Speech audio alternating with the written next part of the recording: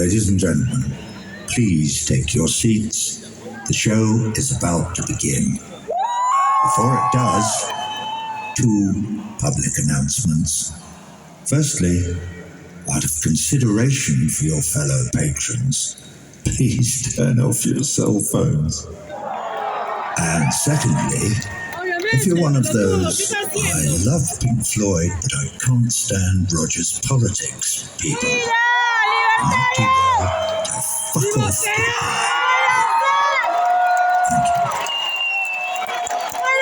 We're going to do a new song now. It's called The Bar, okay?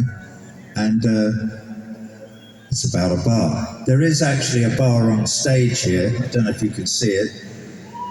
My little grand piano is a bar. It's covered in glasses and bottles of liquid that might or might not be agua.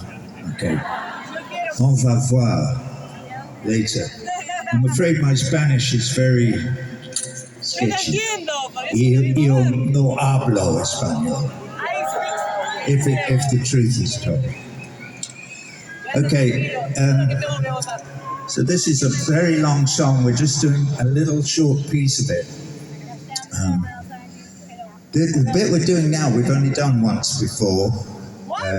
It's about going to the bar, meeting friends, maybe meeting strangers, being able to have a conversation with somebody else, even if you have a different opinion from them, without being dragged off to jail or something, or punished in some other way.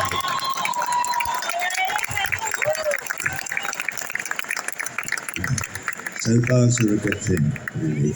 We can exchange our opinions with one another, but also we can share our love for our brothers and sisters with one another in the bar.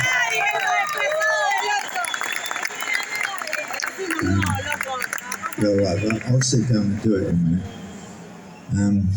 I don't know if any of you know, but I've been to this city of yours, this beautiful city, many times before, and I've played music to you wonderful people, this great audience that you have here at Vienna.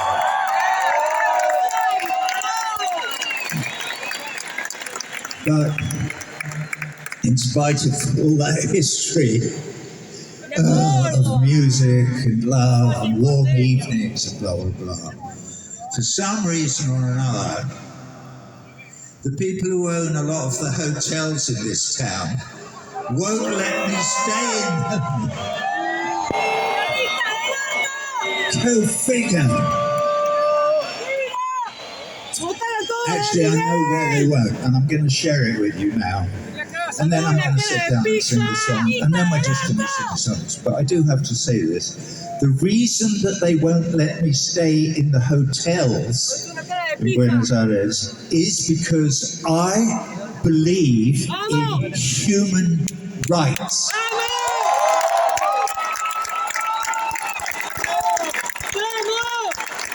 I do. I always have.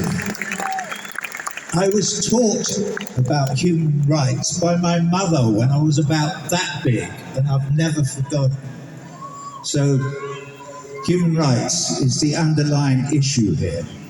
Now, and this may be somewhat controversial, if we manage to convince the powers that be, who I was singing about earlier, to insist upon equal human rights for all our brothers and sisters, irrespective of their ethnicity or religion or nationality, from the Jordan River to the Mediterranean Sea, there would be no more killing, and that would be a very good thing.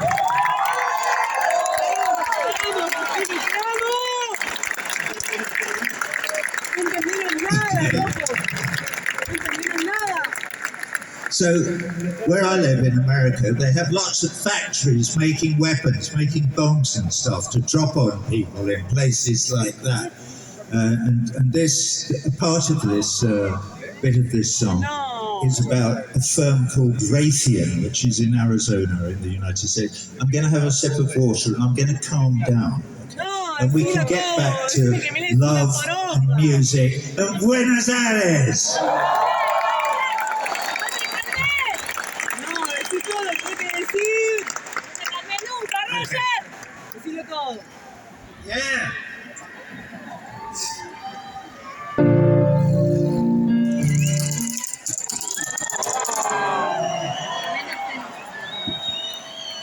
Yo estoy llorando.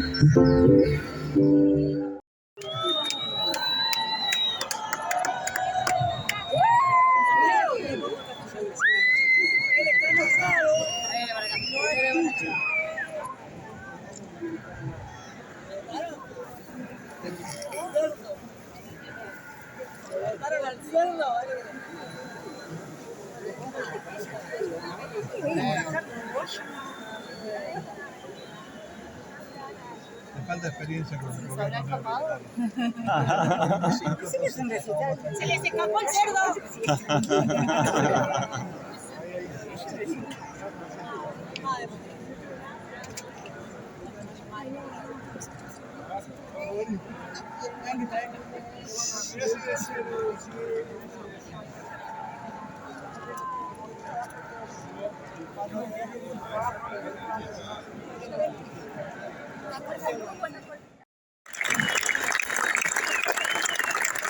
While we're doing the applauding thing, I'd like to hear a round of applause for my whole circus family, my crew who travel everywhere and they put this shit up everywhere we go. I've no idea how they do it, but they're fantastic. Thank you, guys.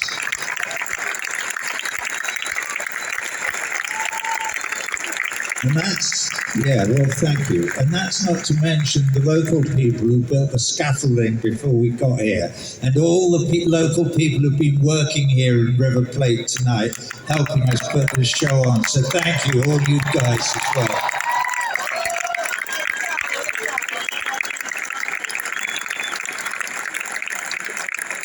All right, we haven't quite finished.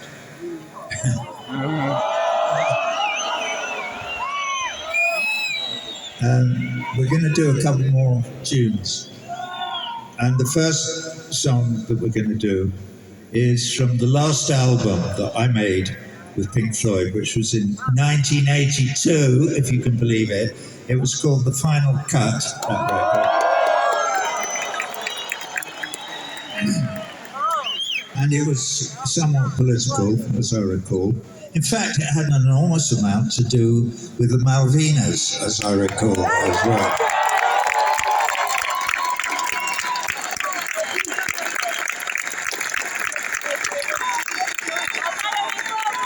Yeah.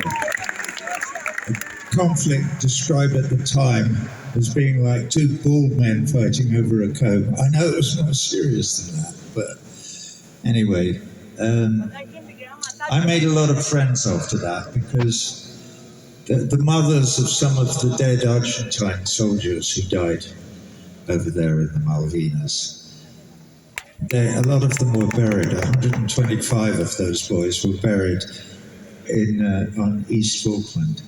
And the journalist, a local journalist here, she's called Gabby Cosifi. She's coming tomorrow. She's not here tonight, so I won't be embarrassing her by telling you this. She started a campaign to try and identify the bodies of your boys in the graves on East Dole. And I'm very proud to say that I managed to help in that endeavour by writing letters to them. And to date, I can tell you this now, there were 125 boys there, and we have found all but one. We've identified all but one. So well done, Gabby Kosiki and Morris Tyndall, who was the DNA expert from Geneva.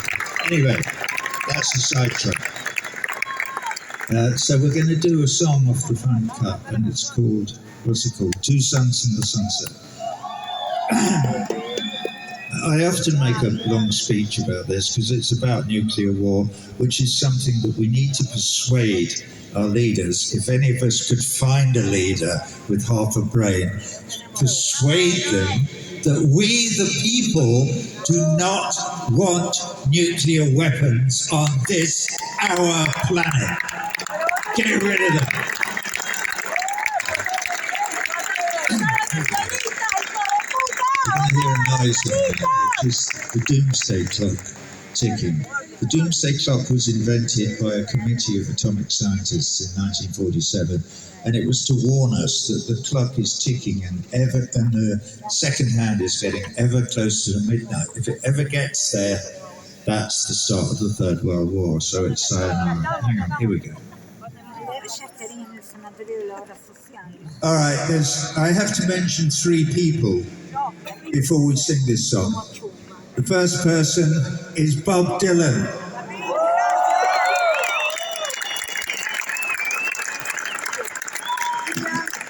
Back in 1966, Bob Dylan wrote and recorded a wonderful record called Blonde on Blonde. And the 4th side, it was, a double vinyl album.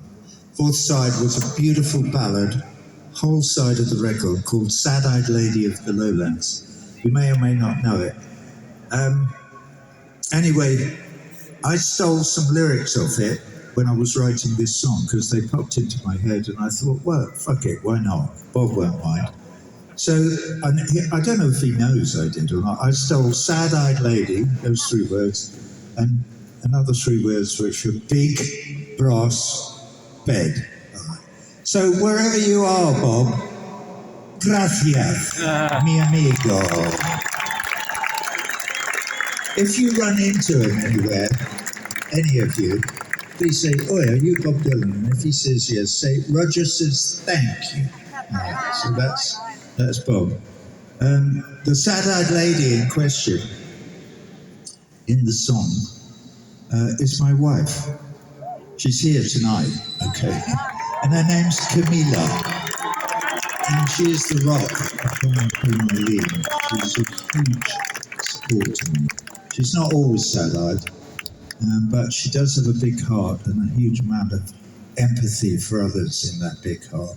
So sometimes she's a bit sad-eyed because people are in trouble. But we spoke about that earlier, so we don't need to go into that again.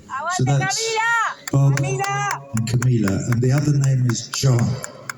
John is my big brother, 2 years older than me, or rather he was my big brother. He died last year, very sadly. So, but in this song, we're both little. My big brother John is that big, and I'm that big in the song. So I want to dedicate this tonight to Bob and Camilla, my lovely wife, and my big brother John.